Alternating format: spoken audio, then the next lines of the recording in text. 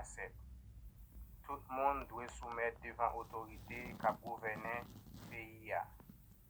Paske nan point otorite ki pa sorti nan men bondye. Epi, tout otorite ki la, se bondye ki mete yo. Se poutet sa, moun kap kembe tet ak otorite yo refize obeye lot bondye tabli. Moun ki refize obeye lot la, yap rale yon jijman sou tet pa yo. Tade bien, moun ki fe sa ki bien, pa bezon pe chef kap gouverne yo. Se moun ki fe sa ki mal, ki pou pe yo. Eske ou ta vle pa pe chef? E ben fe sa ki bien. Se louange ase wa resevoa nan men yo.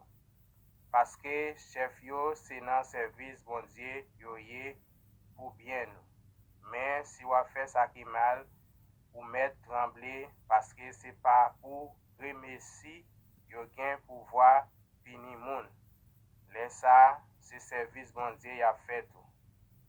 Ya fe nou we kole bondye le ya pini moun ki fe sa ki mal.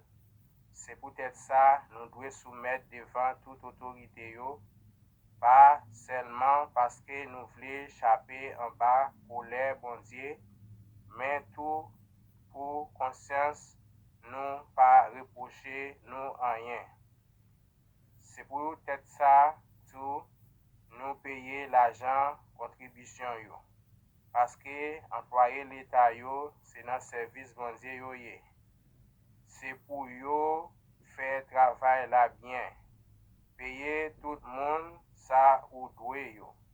Peye impo nan biro kote pou peye impo. Peye tax nan biro kote pou peye tax. Gen krentif pou moun ou dwe. Gen krentif. Gen respect pou moun ou dwe respekte. Parole Seigneur.